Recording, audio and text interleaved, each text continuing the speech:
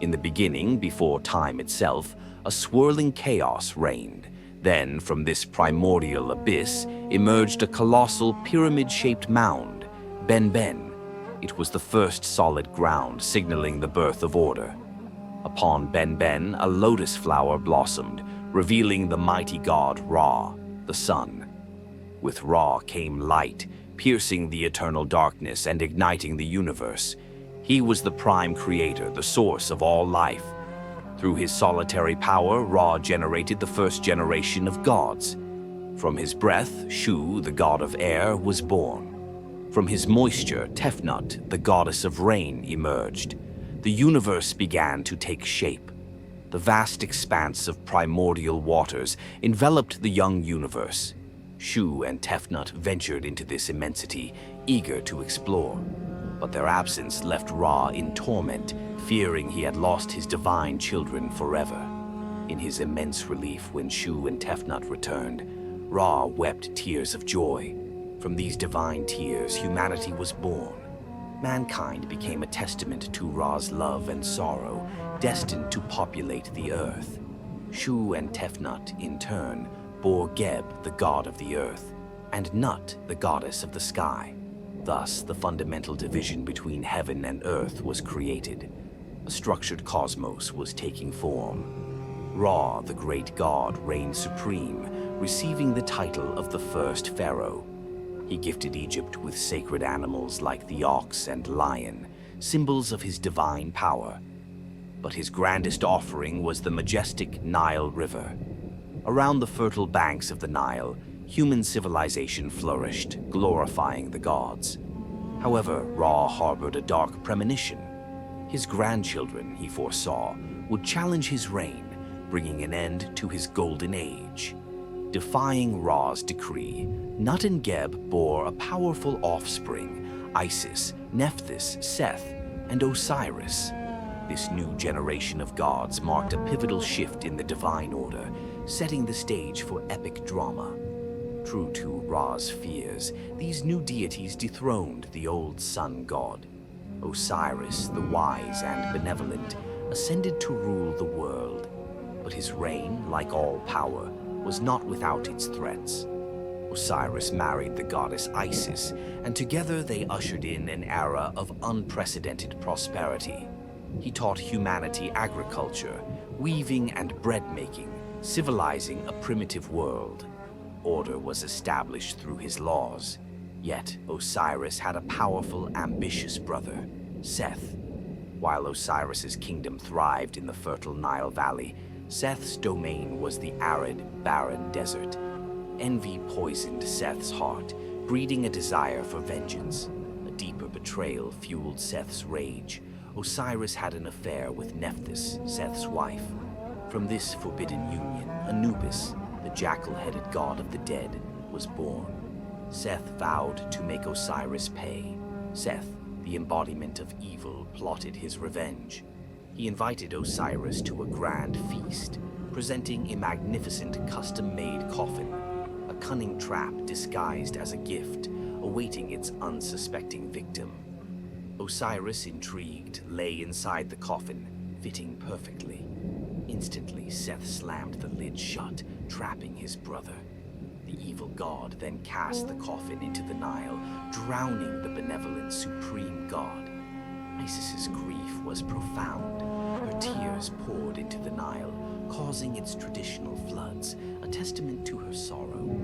With her sister Nephthys, she embarked on a desperate quest to find her beloved husband's body. Isis eventually recovered Osiris's body, but Seth discovered it again. In a fit of rage and cruelty, he tore Osiris into 42 pieces, scattering them across the land of Egypt, a true act of desecration. With Anubis's aid, Isis tirelessly gathered every fragmented piece. Under the jackal god's guidance, she mummified Osiris, using her divine powers to restore his form. This was the first mummy. Isis's magic resurrected Osiris, but he could no longer rule the living. He became the lord of the underworld, destined to reign over the dead. From this union, their son Horus was born. Horus, the falcon-headed god, grew to adulthood, vowing to avenge his father. Seth, the god of destruction, had usurped the throne, unleashing a reign of terror. The true heir would not stand idly by. The contention for the throne was brought before the divine court, presided over by Ra. A series of fierce clashes between Seth and Horus had already begun. The gods had to decide who was truly worthy. Seth, cunning and persuasive, gained Ra's sympathy.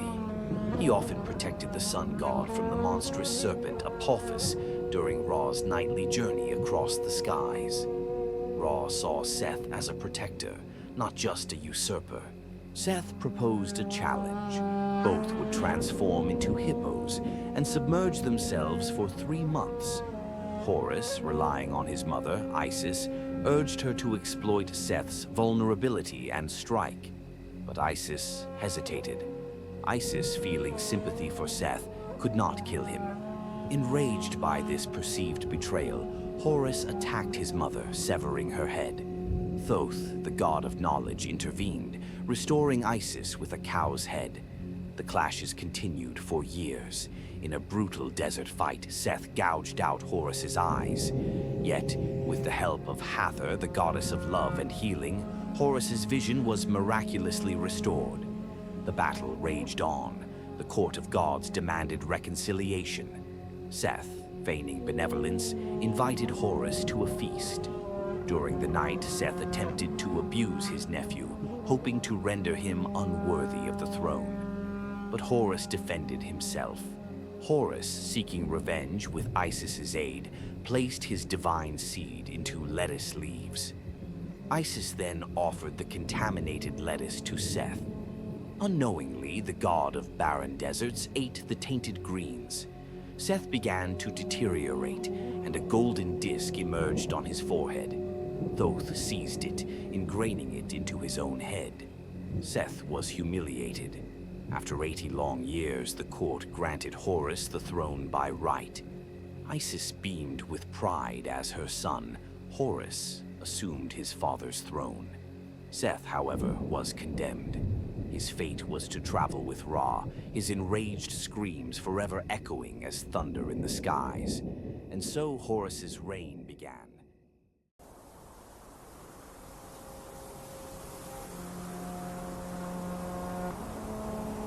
Ra is the sun god in Egyptian mythology, often depicted with the body of a man, the head of a falcon, and a solar disk atop his head. Once the greatest of gods, he withdrew into the heavens as old age came upon him. Ra was revered throughout Egypt, especially in Heliopolis. Each day, Ra sailed the sunboat across the sky, shining light upon the world. At dusk, he and his boat sank into the sea to journey through the underworld, passing 12 gates, the 12 realms of the afterlife. There he always visited Osiris, lord of the dead. Yet each night the serpent of chaos, Apophis, attacked the sunboat. Once it swallowed the boat, plunging the world into darkness, but Ra broke free. This was the solar eclipse. Later, defeating Apophis became easier with Seth, the defeated rival of Horus, forced to accompany Ra to defend the boat. Ra's prestige was so great that many Egyptian religions merged him with other supreme gods, creating figures such as Amun-Ra and Atum-Ra. Many pharaohs bore his name, such as Ramses, meaning son of Ra, to affirm their divine authority.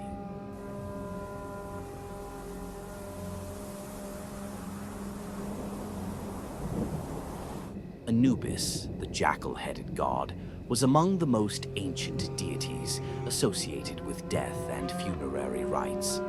At first, he was the chief god of the underworld, but this role later passed to Osiris. Anubis became the god of embalming, guardian of tombs, and guide of souls to judgment. Anubis was considered the son of Nephthys and Osiris, though Nephthys had disguised herself as Isis. When Seth killed Osiris, Isis recovered her husband's body, and Anubis embalmed him, making Osiris the first mummy. In ritual, Anubis placed the heart of the dead upon the scales of Osiris, weighing it against the feather of the goddess Maat. If the heart was heavier, the soul was thrown to Amit, the devourer of hearts. If lighter, the soul was led to Osiris, entering the eternal realm. During Greek and Roman rule over Egypt, Anubis was equated with Hermes, the guide of souls, and was called Hermanubis.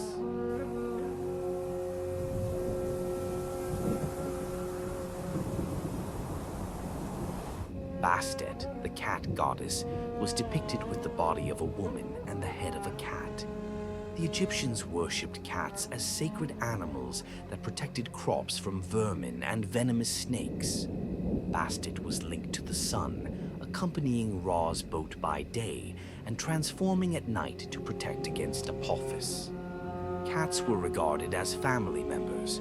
To harm a cat was a capital crime. Many cats were mummified and buried in their own cemeteries. It was believed that through Bastet, cats had 9 lives. According to some myths, Bastet was linked to Sekhmet, the bloodthirsty lioness goddess.